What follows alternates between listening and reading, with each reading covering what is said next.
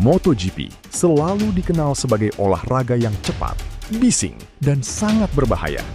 Tapi di balik kecepatan dan tontonan yang memacu adrenalin ini, selalu ada kekuatan besar yang mengendalikan semuanya dari balik layar. Ya, kita bicara soal uang, atau lebih spesifiknya, dari mana uang sponsor itu berasal. Dari era rokok seperti Marlboro dan Camel, hingga era modern yang dipenuhi situs judi online, kripto, bahkan platform hiburan dewasa, MotoGP telah mengiklankan semuanya. Jika kita perhatikan sejarah sponsor di MotoGP, ada sebuah pola gelap yang terus berulang. Sebuah pola yang jauh lebih mengkhawatirkan daripada yang disadari kebanyakan fans. Halo guys, selamat datang kembali di Lestari GP Indonesia. Jangan lupa di-subscribe, oke? Hari ini kita akan membongkar sisi gelap dan sejarah skandal uang di balik indahnya livery motor MotoGP. Kita harus kembali ke masa lalu, saat di mana aturan komersial hampir tidak ada. Antara tahun 1970-an hingga 1990-an, Grand Prix adalah dunia yang sangat berbeda. Balapan belum menjadi produk global yang rapi seperti sekarang. Regulasi komersialnya sangat longgar, dan siapapun yang punya uang tunai dalam jumlah besar bisa masuk. Dan tebak siapa yang punya uang paling banyak saat itu? Perusahaan tembakau dan alkohol. Marlboro Yamaha, Rothmans Honda, Lucky Strike Suzuki, Gauloises, hingga Camel. Livery mereka sangat ikonis. Bahkan sampai dekade berikutnya, orang-orang masih mengasosiasikan tim-tim besar ini dengan merek rokok tersebut. Saat itu, iklan dibuat sangat mencolok tanpa sensor, tanpa teks peringatan kesehatan, dan langsung terpampang besar di motor, wearpack, truk, hingga garasi tim. Kenapa? Karena saat itu belum ada penelitian masif tentang dampak buruk produk tersebut, dan belum ada otoritas pusat yang mengatur komersial olahraga ini. Bahkan, tim dan pembalap bisa menegosiasikan sponsor mereka sendiri-sendiri. Jadi jangan heran kalau dulu ada tim yang disponsori satu merek rokok, tapi pembalapnya memakai helm atau wearpack dari merek saingannya. Hal itu dianggap sangat normal pada eranya. Uang mengatur segalanya. Tim pabrikan yang disokong raksasa tembakau punya akses ke motor terbaik dan mekanik tercanggih. Sementara tim kecil harus megap-megap mencari modal hanya untuk bisa start di grid. Seringkali menggunakan motor bekas tahun lalu. Kesenjangan performa ini sangat masif dan semua orang tahu alasannya. Uang tembakau. Memasuki akhir tahun 90-an, MotoGP berada di persimpangan jalan. Era motor 2 tak 500cc mulai terasa usang, dan secara komersial, balapan ini masih dikelola layaknya sirkus keliling. Disinilah Dorna Sport masuk pada tahun 1992 untuk mengambil alih hak komersial. Dorna memprofesionalisasikan semuanya, mulai dari hak siar TV, grafik standar, hingga kamera onboard. Tapi di saat bersamaan, tekanan dari luar mulai datang. Pemerintah di berbagai belahan dunia mulai memperketat aturan iklan rokok demi kesehatan publik. Hanya dalam sekejap mata, sponsor utama yang menghidupi MotoGP selama puluhan tahun dipaksa keluar. Sepanjang awal tahun 2000-an, logo tembakau perlahan menghilang. Kepergian mereka meninggalkan lubang finansial yang sangat besar, membuat tim-tim kelabakan. Namun, perusahaan tembakau tidak menyerah begitu saja. Mereka menciptakan trik cerdik bernama alibi branding atau iklan bawah sadar. Mereka tidak menulis nama produknya, tetapi menyisipkan DNA visual yang sangat dikenali penonton, seperti kombinasi warna dan bentuk. Contoh paling kontroversial adalah barcode Marlboro di motor Ducati antara tahun 2007 hingga 2010. Secara hukum mereka aman, tapi fans langsung tahu itu adalah logo Marlboro. Setelah investigasi ketat, barcode ini akhirnya dilarang karena dianggap sebagai iklan terselubung.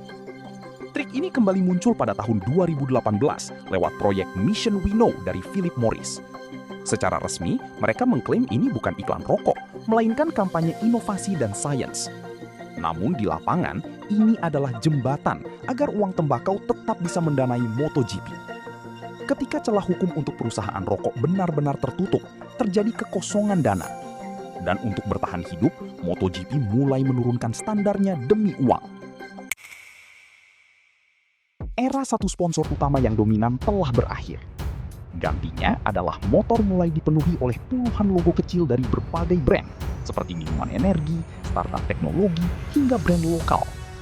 Wearpack, helm, motor, bahkan sepatu pembalap, semuanya diubah menjadi ruang iklan yang disewakan demi bisa membayar biaya riset motor yang semakin mahal. Situasi ini membuat tim satelit atau independen hidup dalam kecemasan dari musim ke musim. Jika satu sponsor mundur di tengah jalan, mereka terancam bangkrut atau melakukan PHK massal. Karena keputusan Hasan ini, tim-tim mulai menerima sponsor tanpa melakukan verifikasi mendalam. Yang penting, bisa mencairkan dana. Dan gelombang sponsor berikutnya datang dari dunia digital. Aplikasi judi online atau iGaming dan kripto. Situs judi seperti bwin mulai mensponsori sirkuit dan balapan. Bahkan baru-baru ini, perusahaan iGaming seperti Pragmatic Play bermitra dengan Aprilia Racing, dan BK8 News sempat menempel di Gresini Racing. Mengapa? Karena penonton MotoGP didominasi pria muda yang secara emosional sangat terlibat dalam taruhan. Setelah judi, giliran skema kripto yang masuk dan menawarkan dana selangit. Pada tahun 2021, MotoGP sendiri mengumumkan kontrak multi-tahun dengan perusahaan kripto asal Turki, Digi. Tapi baru berjalan sebentar, kemitraan itu dibatalkan secara diam-diam akibat ketidakstabilan pasar kripto dan masalah finansial. Bahkan yang paling parah adalah skandal kripto data yang menimpa tim RNF Racing. Mereka masuk sebagai penyokong dana besar, namun di akhir tahun 2023, pembayaran mereka macet dan terjadi sengketa kontrak yang memuakkan. Akibatnya, Dorna mendepak RNF dari grid MotoGP karena gagal memenuhi komitmen finansial. Ini adalah salah satu kehancuran tim paling dramatis akibat sponsor di era modern. Tidak berhenti di situ. Platform konten dewasa seperti OnlyFans bahkan resmi menjadi sponsor utama tim American Racing di kelas Moto2. Sebuah langkah yang 10 tahun lalu dianggap tabu dan mustahil terjadi di pedok MotoGP. Namun kini menjadi hal yang biasa karena pergeseran moral demi uang. Pada akhirnya, pola lama kembali terulang. Industri berganti, bahasanya bergeser, tapi logikanya tetap sama. Uang adalah segalanya.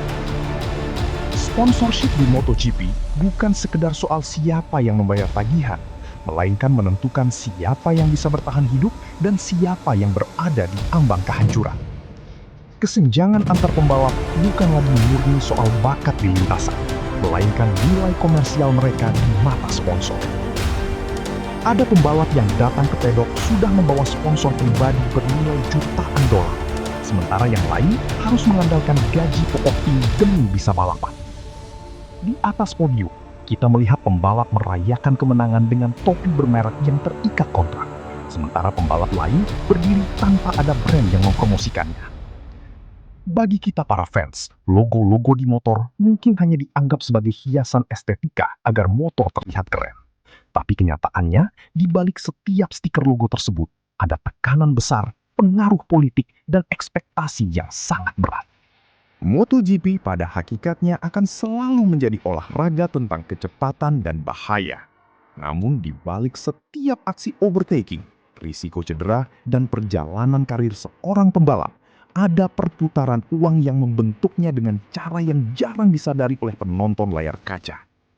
Bagaimana pendapat kalian tentang pergeseran sponsor di MotoGP dari era rokok hingga era judi dan kripto saat ini?